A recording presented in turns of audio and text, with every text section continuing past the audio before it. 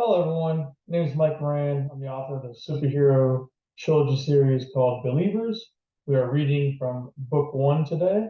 I'm going to share my screen so you can see what we're doing. All right, we're in chapter 28, Losing Control. What's wrong with me? I need to get it together. These powers are driving me nuts. I can't think straight. This is all Jerry's fault. I hate him.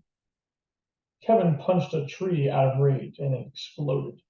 Wood splintered everywhere, and his hand became bloody. He looked at his hand for a moment, and then slowly transformed into metal. He was on an island off the coast of Florida, arguing with himself and trying to learn about his powers. Unfortunately, all this only increased his frustration. To top it off, annoying mosquitoes and hornets were attacking him, which made him throw a violent tantrum. He began breaking and throwing debris everywhere. Kevin was on a downward spiral, heading into mental oblivion, and nobody could help him. Jerry soon appeared on the island and found Kevin, but it only made things worse. Kevin, are you okay? He asked. Leave me alone, Kevin yelled and continued destroying everything around him. He completely ignored Jerry, but Jerry slowly walked closer and kept talking. Look, I don't know how you got these powers, but you don't know. You don't know. You're the one who gave me powers, Kevin exclaimed. What are you talking about? Jerry asked. Ah! Kevin suddenly turned around and swung his metal fist like a megaton hammer. Jerry was caught by surprise and barely had time to put up his guard. He blocked the attack, but it sent him flying backward, crashing into a tree. Jerry was a bit dazed, and Kevin started walking toward him, screaming with rage. Don't you remember, Jerry? You gave me these powers at the hospital. You said you wanted me to have a second chance to do whatever I wanted. And you know what? I want this. I want this so badly. I want to annihilate you. I want to destroy your life and kill everyone you love. Everyone. Kevin, wait. I came here to help. You want to help me? Kevin asked.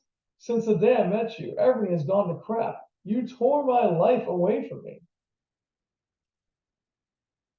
Kevin's anger began to smolder with hate, and then surges of black and blue electricity began crackling all over his body. Jerry looked horrified, as if his worst nightmare was coming true. Jerry began backing away, and Kevin continued walking toward him and speaking irately. You think you can help me, Jerry? You humiliated me in front of everyone. You beat me on the track team. You pummeled me at a party. Then you blew my father's hand off and shot me. You call that helping? I'm sorry, Kevin. I'm sorry for everything, but I still want to help, Jerry pleaded. Too late. Jerry, you're dead. Kevin thrust one arm forward and fired a beam of electrical energy. Jerry dove out of the way and hit the dirt. The blast destroyed everything in its path, turning trees to ash and creating a trench all the way to the ocean.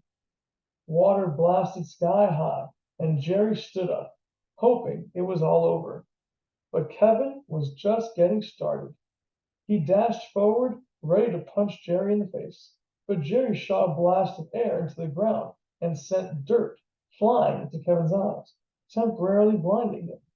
Then Jerry tried reasoning with him. Kevin, you gotta stop this. Fighting me isn't going to solve your problems. You are my problem, damn it, Kevin replied irritably. Kevin struggled to get the dirt out of his eyes, and Jerry continued trying to calm him down. Kevin, I can teach you how to use your powers. You can start a new life and do whatever you want. All I want is to kill you, Kevin answered furiously. Kevin lost control, created a dark fireball around his body, and then exploded.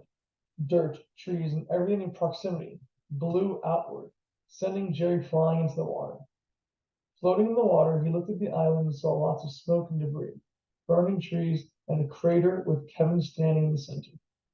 He was unharmed by the blast and radiating with dark power. He spotted Jim, knelt down like a track runner, and bolted toward him. Jerry thought to himself, if there ever was a time to become a fish, this is it. and it better be a fast one. Jerry took a moment to concentrate, transformed into a sailfish, and then swam for his life.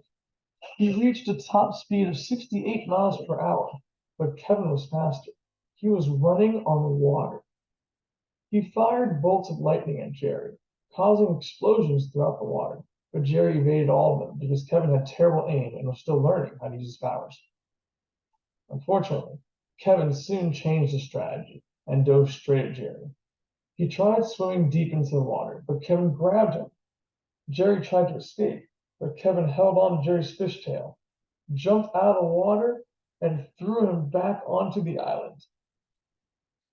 Jerry crash landed into the center of the crater on the island. He looked like a helpless fish, covered in dirt and flopping around. Kevin leaped out of the water and walked over to the edge of the crater. He arrogantly gloated about his power and looked down at Jerry while insulting him. Look at you, pathetic. I watch the news every day, heard everything they said about you being a great hero, and this is all you've got? It's a miracle you even survived the gang fight in Dynamite City. But you won't survive this. Kevin charged down into the crater to deliver the final blow, and Jerry transformed into a giant cyborg. He stuck his metal hand up and blocked Kevin's punch. Then Kevin tried swinging with his other arm, but Jerry blocked that attack too. He held on tightly to Kevin's hands, not letting him escape. While Kevin kicked and struggled, Jerry tried negotiating with him again. This has to end now. You have your whole life ahead of you. Don't throw it away for revenge, Jerry begged. I'm not throwing my life away. I've got you right where I want you, Kevin shouted, and suddenly released an overload of electricity into Jerry. The pain was excruciating. Jerry screamed in agony and tried letting go, but Kevin held on tight and flipped Jerry onto his back. As if possessed, he started laughing maniacally and continued frying Jerry to death.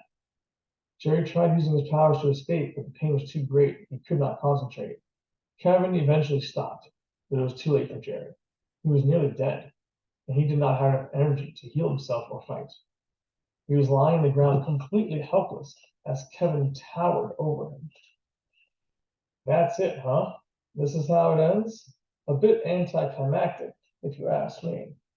But who cares about that? Once you're dead, I'm going to kill everyone else on the planet and start my own world. With these powers, I can do anything. And it's all thanks to you. Kevin lifted his fist into the air and began charging up with dark power. He squeezed his fist so tightly that blood began to ooze out of it. Jerry closed his eyes, concentrated until the last second, and disappeared milliseconds before Kevin's fist came down on the earth.